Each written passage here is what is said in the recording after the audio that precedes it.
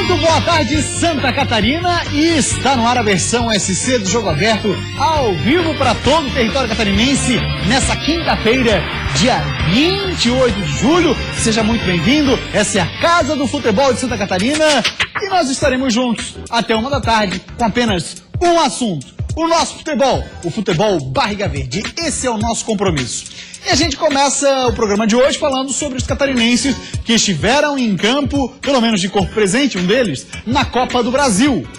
Terceira fase, jogo da volta. Chapecoense empatou com o Atlético Paranaense lá na Arena Condá, 1-1. Com esse resultado, havia acontecido 0-0 na Arena da Baixada. Atlético Paranaense classificado para as oitavas. A Chapecoense vai jogar a Copa Sul-Americana. Aí sim, o time que estava apenas de corpo presente, o Figueirense, patrolado pela Macaca, 5-0, tomou da Macaca, hein?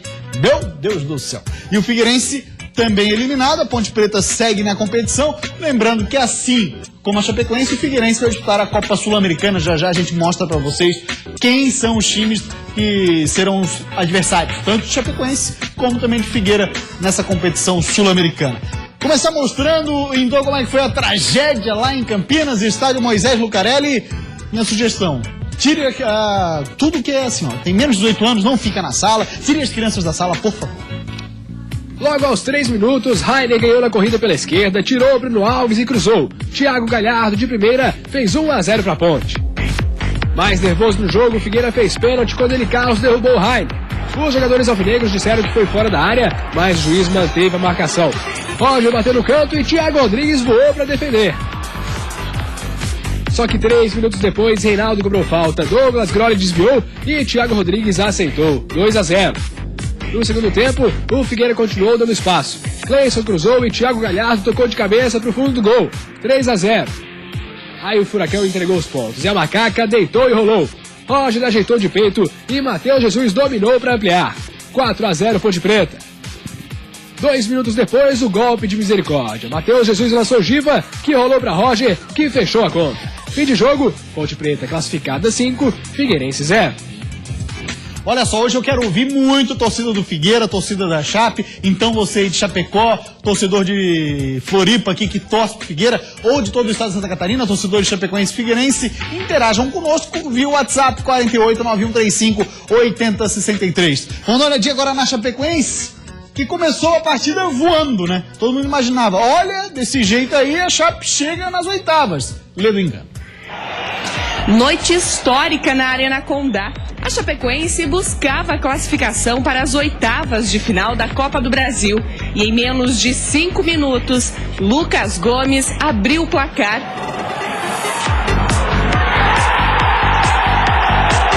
O Atlético também tentou, mas Danilo defendeu. A Chape chegou com perigo nesse lance de Johan. A bola passou muito perto do gol. No segundo tempo, o time da casa caiu de produção, dando espaço para o adversário. Nessa jogada, Otávio arriscou de longe, mas Danilo agarrou firme a bola. Hernani recebeu pela esquerda e, após uma falha da Chapecoense, Walter ficou livre na área e deixou tudo igual na Arena Condá. Chegada rápida da Chapecoense com Denner, Kempis e Bruno Rangel tentaram, mas o lance estava impedido. A Chapecoense continuava buscando, mas o Atlético respondia à pressão. Otávio, livre na área, chutou forte, mas a bola foi para fora. Na cobrança de falta, o Rafael Lima teve a chance de ampliar, mas a bola foi por cima da trave. Com o resultado de 1-1, a Chapecoense foi eliminada da Copa do Brasil, mas está dentro da Sul-Americana. É óbvio que você sai da competição, mas sai de cabeça erguida porque não perdemos nenhum dos 2 jogos. Mas eu estou muito satisfeito, feliz com o grupo que eu tenho. Acho que saímos da Copa do Brasil, mas entramos na Sul-Americana por mérito desse grupo que está aí, né? Falou bem sim, o Caio Júnior sabe que o elenco da Chapecoense é um elenco que tem qualidade e a longo prazo certamente vai dar alegria sim ao torcedor do Verdão do Oeste. Vamos dar uma olhada agora então quem são os adversários, tanto do Figueira na Copa Sul-Americana, como também na Chapecoense nessa mesma competição. Os dois já entram na segunda fase. Ainda não temos os confrontos com as datas definidas. São jogos de ida e volta. Figueirense vai jogar contra o Flamengo. A Chapecoense vai jogar contra o Cuiabá. teoricamente, uma maior facilidade para a Chape. Comigo hoje aqui no estúdio, meio-dia 35 minutos, tá ele polivalente, Cláudio Miranda. Vamos começar lá de frente para trás. Eu te pergunto o seguinte, Figueirense, coisa horrível, hein? Horrível o que aconteceu ontem no Moisés Lucarelli em Campinas. Quem viu o Figueirense contra o Corinthians imaginava o quê? Bem, o Figueirense vai conseguir jogar pelo menos 90 minutos. Acabou não acontecendo. O erro principal que eu vi no primeiro tempo do Argel em não tirar Ayrton de campo. As jogadas, a Ponte Preta deitou e rolou do lado direito defensivo do Figueirense. E todas as jogadas que realmente levaram perigo ao gol e originaram os três primeiros gols, iniciaram do lado direito defensivo e esquerdo ofensivo da Ponte Preta. O Eduardo Batista doou muito o Figueirense. E vi que o Ayrton, defensivamente, ele não aparece. E o Figueirense não tem proteção por esse lado. O terceiro gol que está acontecendo agora também nasceu do lado direito defensivo, esquerdo ofensivo. Então, o Argel estava vendo o jogo, assim como todos nós, que estavam transmitindo, estavam trabalhando, ou o torcedor que estava assistindo. E em momento algum, ele fez qualquer sinalização que o Ayrton estava mal em campo, ou teria que ter uma proteção especial para ele. Isso acabou não acontecendo. E o Figueirense acabou sendo patrolado, atropelado, 5-0, um placar vexatório para o futebol catarinense. Queira ou não, você sair da Copa do Brasil é normal. Nós dissemos ontem aqui que a Chapecoense tinha mais chance de permanência na Copa do Brasil, de passar para as oitavas, do que o Figueirense. Enfrentar a Ponte no Moisés Lucarelli é difícil para todo mundo. Agora 5-0 foi um investimento muito grande. E agora vamos ver qual reflexo pode ter isso no Campeonato Brasileiro da Primeira Divisão, na Série A do Brasileiro. Repito, ontem Ayrton foi a figura mais apagada que teve o Figueirense. Foi o pior jogador do Figueirense. E o Argel não conseguiu ver isso. E tem o Jefferson em campo, que ele poderia fechar a porta daquele lado, depois que tomou o 2-0, mesmo assim poderia fechar a porta para tentar diminuir o vexame. O vexame foi muito forte, 5-0. Uma eliminação com 5-0 fora de casa é para time pequeno. A recuperação emocional, o trabalho emocional que precisa fazer o Argel nesse momento é importante, evidente, porque é um time que está dentro da zona de rebaixamento, um time que toma 5 na Copa do Brasil, né, a rapaziada fica abalada. A gente não desconfia nem um pouco da capacidade do Argel em reverter uma situação de quadro emocional, vamos colocar assim. Porque ele já reverteu outro 5-0 que foi contra o Cruzeiro, depois teve uma arrancada sensacional no Brasileiro, diga-se. Mas aí entra a questão que a gente já fala... Aquele 5-0 foi na estreia do Argel. Foi logo na estreia. Esse momento do Argel é um momento diferente. Ele vem de 3 empates, ainda não conseguiu vencer como treinador no Figueirense, né? Sendo 2 empates dentro de casa, um jogando muito mal, que foi contra a Chapecoense. Então o trabalho tem que ser muito grande. Então fica claro que o problema do Figueirense não era só o treinador, o que já desconfiávamos até então. Exatamente. Né? O grupo do Figueirense precisa de mais qualidade. Precisa de um homem no meio.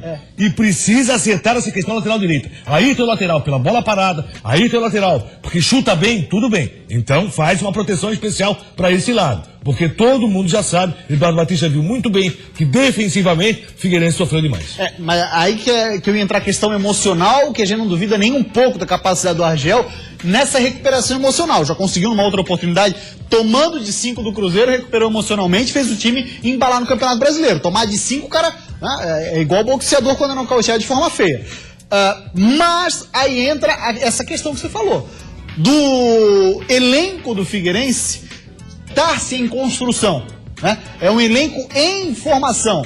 E o torcedor brasileiro, a gente sempre não tem paciência, né, de esperar, eu quero esperar 5 meses pra gente lá no finzinho fugir da zona de rebaixamento. E aí pensar em 2017, porque a montagem do elenco do Figueirense estava sendo refeita com o Vinícius, está sendo agora refeita com o Argel Fux, bons treinadores os dois, e a gente sempre destacou aqui que o problema do Figueirense em nenhum momento foi técnico, tanto agora quanto antes. E aí você tem algumas condições que dentro de casa você pode arrumar. Por exemplo, a questão do Ayrton é uma delas. Como é que vai se comportar esse Figueirense daqui pra frente? O lateral é Ayrton? Então tem que ter uma proteção especial para ele.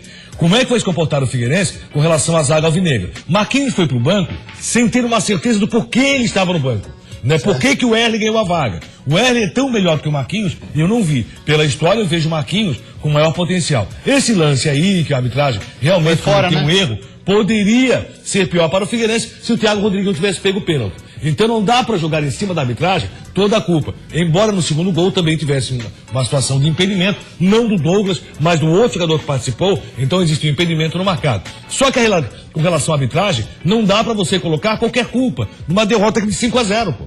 Figueirense não jogou. E tem um detalhe, Figueirense ontem tinha 3 blocos definidos. O bloco defensivo, o bloco do meio e o bloco do ataque. Só que os blocos não conversavam entre si. E a Ponte Preta flutuou no meio desses três blocos do Figueirense. Foi impressionante a forma que a Ponte Preta jogou para cima do Figueirense. Eduardo Batista deu muito Figueirense e o Argel não soube corrigir os erros quando ele aconteceu no seu time. É, claro que num todo, evidente. Uma tragédia como essa, todo mundo tem culpa. Claro que sim. Né? O grupo de jogadores em total, o técnico também tem culpa por não ter visualizado o que estava acontecendo em campo naquele momento. Eu acho que ontem foi a pior partida que o lateral direito, Ayrton, fez no Figueirense. Vamos dar uma olhadinha o que a rapaziada fala conosco no WhatsApp 4891358063. Torcedor do Figueira pra lá de chateado, não é pra menos. Como diz aqui o Maurício do Campeche, ele desabafa. Vergonha! Quero ver o que o Argel vai falar agora. Reclamar do juiz? Ele tem que se concentrar em treinar o time. O negócio tá feio. Será um ano sofrido para nós, alvinegros.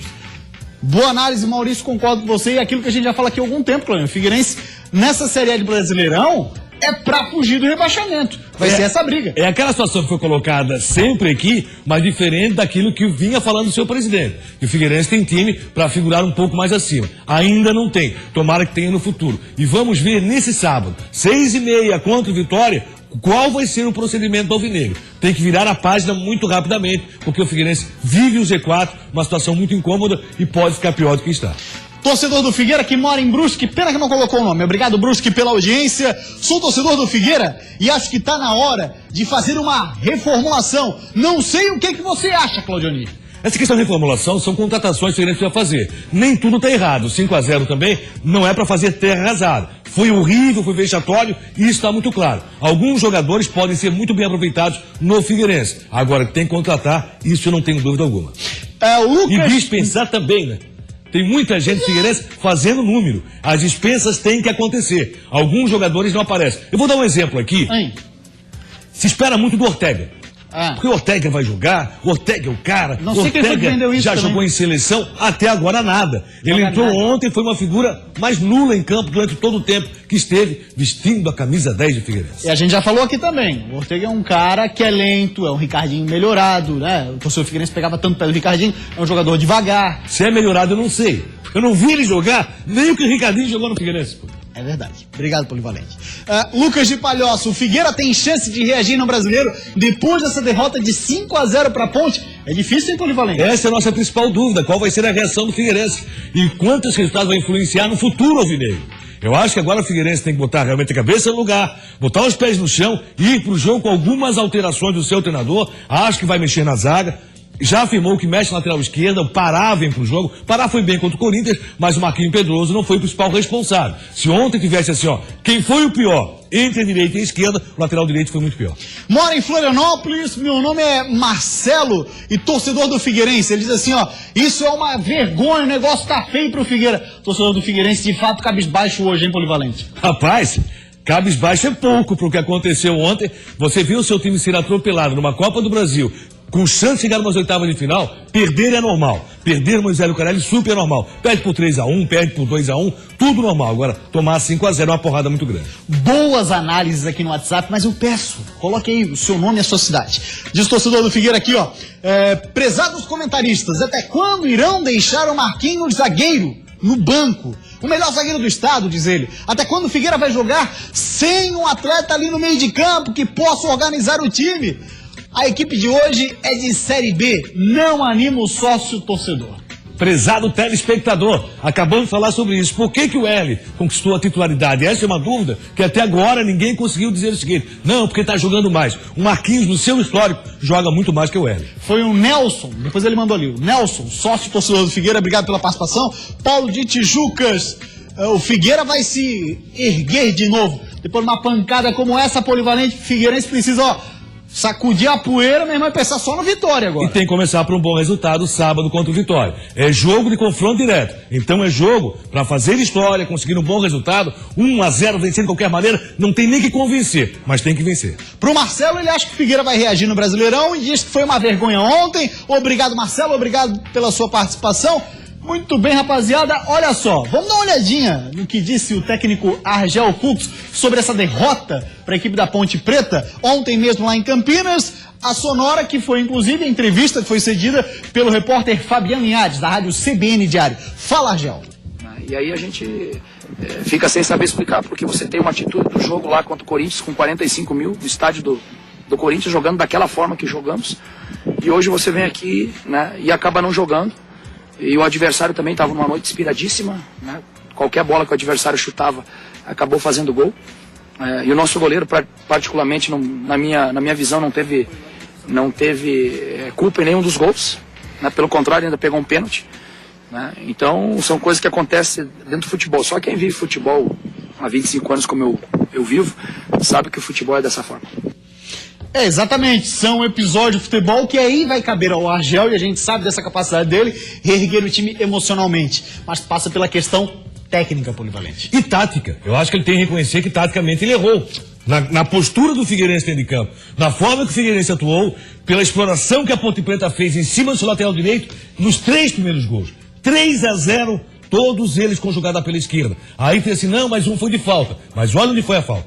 Cláudio Miranda, pra gente falar rapidinho da Chapecoense, claro que o grande assunto foi o Figueirense, por tamanha derrota que foi, mas a Chapecoense agora vai encarar o São Paulo no Morumbi, com um possível estreia do atacante Chaves, ex-Boca Juniors. Deixa eu dizer o seguinte, a história de cair de pé também é balela, tá? Ah, não, caímos de pé. Não, caíram de pé não. Estão fora da Copa do Brasil. Não caiu, né, não, estão fora da Copa do Brasil, como está o Figueirense. Claro. Só com um detalhe, não foi vexatório. Mas também, de acordo com o regulamento, se você tiver 2 empates, quem marcou mais gols fora de casa, está classificado. E por isso o Atlético classificou. E a Chapecoense sabia disso. Chapecoense fez 1-0, o jogo foi muito igual. Os 2 times jogaram de forma muito igual. Chapecoense e Atlético foi jogo para empate, sim. E aconteceu um empate com gols. Então classificou o Atlético. Caímos de pé nada. Caiu. Chapecoense está fora, pô. Exatamente, tá fora, vai jogar a Copa Sul-Americana. Já era, assim como o Figueirense. O que é uma boa. Chapecoense já fez história na Sul-Americana. Tomara que continue fazendo. Tem um adversário mais fácil, teoricamente, na fase em que vai jogar contra o Cuiabá. Tem grande chance de passar. Mas cair de pé é balela. Chapecoense, no seu desempenho, também tem pecado e muito. Chapecoense também não é aquela... É um campeonato de longa duração. Tem tempo para recuperar. Tem um grande grupo de jogadores. É importante saber o seguinte, se a torcida vai ter paciência para esperar, né? É diferente do Figueirense, que tem que fazer contratações. Chapecoense já tem esse grupo montado e um bom grupo. A gente vai para uma rápida parada, depois do intervalo a gente vai falar por aqui da preparação dos catarinenses que terão uma decisão nesse fim de semana. Essa rapaziada aqui, ó, que disputa a Série D do Nacional. Confiante demais na classificação, mas também com os pés no chão e sem empolgação.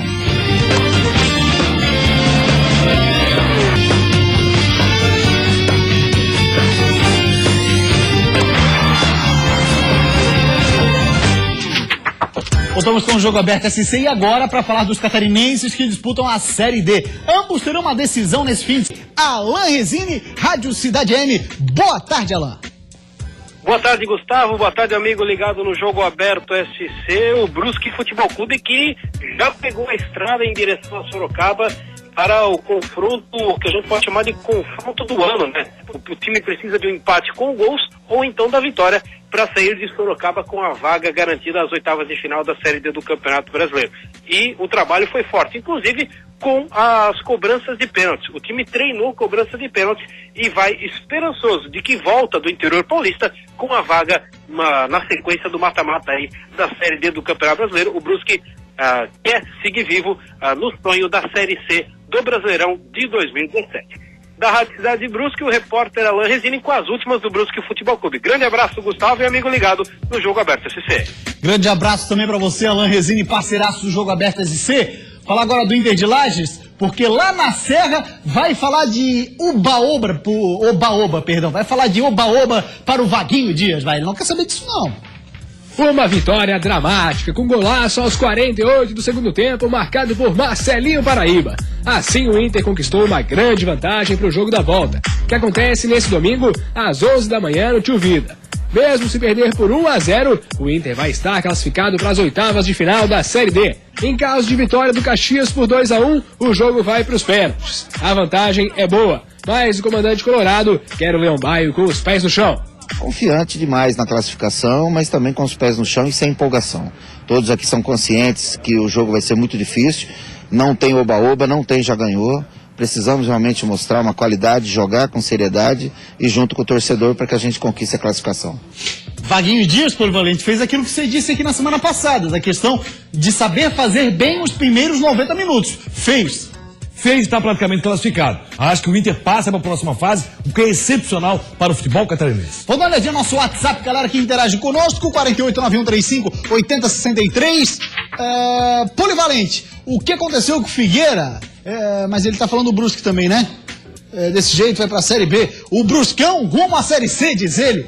Polivalente, Gustavo, não perco um jogo aberto SC. É o Jairo Ave, ele é lá de Brusque. Muito obrigado, Jairo, pela audiência. Um grande abraço, né, Polivalente? Agora vai ter que soar muito Brusque, viu, Jairo? Até porque o São Bento de Sorocaba, uma equipe que manteve o que veio do Paulista, contratou alguns jogadores e tem potencial de classificação. Jogar fora de casa pro Brusque tem sido muito ruim, tem sido complicado. O Brusque vai ter que fazer o que não fez esse ano ainda, conseguir um grande resultado fora de casa para chegar à Série C do Campeonato Brasileiro. Mais uma rápida parada por aqui. Na sequência, a gente vai falar do Criciúma, do Joinville, que vão jogar mais uma vez pela Série B do Brasileirão, e o Leão da Ilha, que pode perder mais 2 jogadores.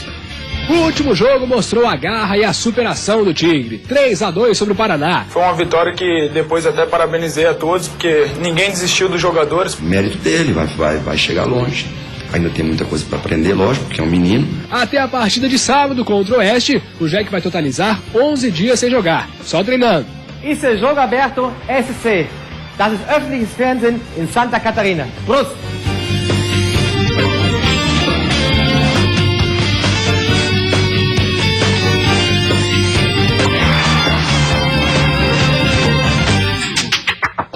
Voltamos com o Jogo Aberto SC. O Avaí está na iminência de perder 2 atletas para o mercado europeu. Um deles é o atacante Romo, outro é o Gabriel. E a importância do Gabriel para o time nesse momento, quem falou foi o Silas.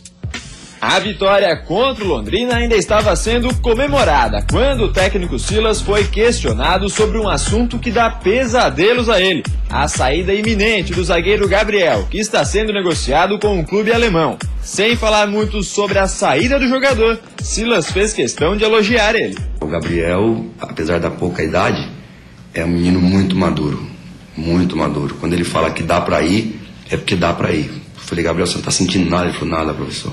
E fez um baita jogo hoje de novo, então mérito dele, vai chegar longe.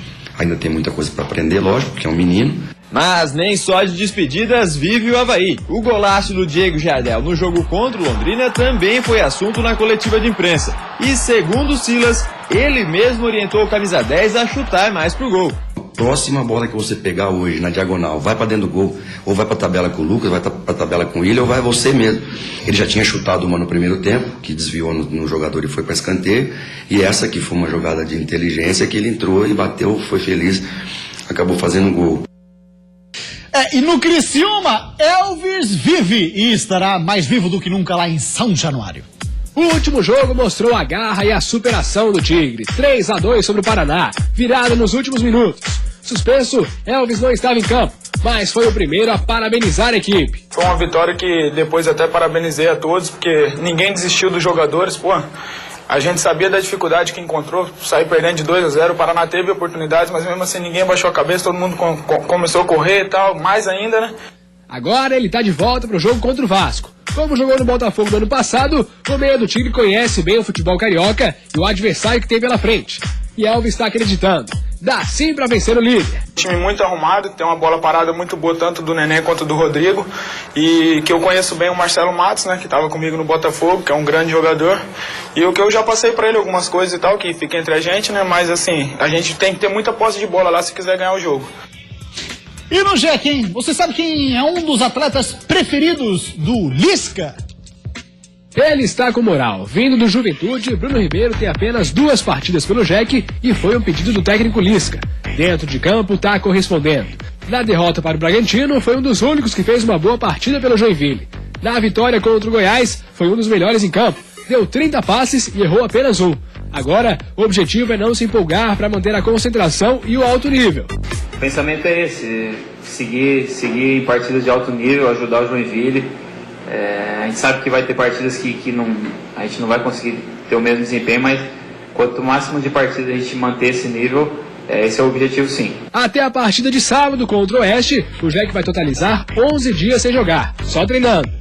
Bruno está usando esse tempo para aprimorar o entrosamento com os homens de frente e com um nome em especial, o centroavante Jael, que voltou e deve ir para o jogo contra o Oeste. A gente já conhece bem, né, o Jael, o nome que ele tem, a história que ele tem no clube, e isso é bom, um centroavante que também serve os jogadores de meio. Então, a gente sabe do potencial dele de finalizar, mas como você frisou, ele também tem o potencial de estar servindo os atletas. Acho que isso o faz ser completo. Pois é, o Jael, que então deve fazer a estreia contra o Oeste, 13º colocado dessa Série B, Claudinei, que na última rodada empatou em casa com o Brasil de Pelotas em 1-1, lá na Arena Barueri. Esse Oeste oferece tanta resistência assim, não?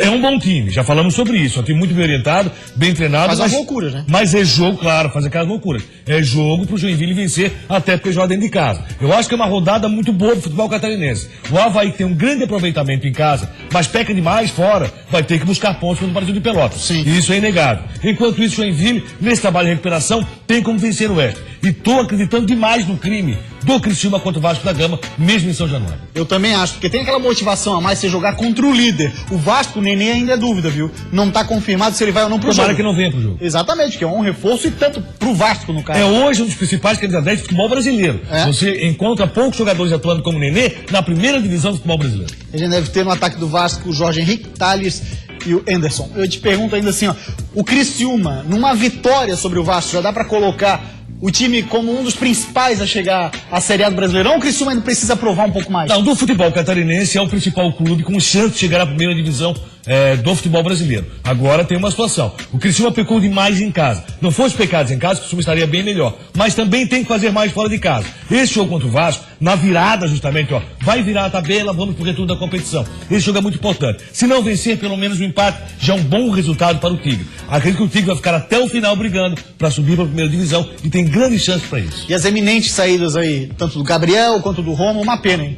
Aí é uma situação complicada para o Avaí. Digo isso porque Gabriel fez um partidaço nessa sua volta. É um grande jogador, mas financeiramente o Avaí está precisando. Valeu, Polivalente. Grande abraço. O Jogo da TC de hoje está por aqui. A gente volta amanhã, 12:30. Tchau, gente. Até amanhã.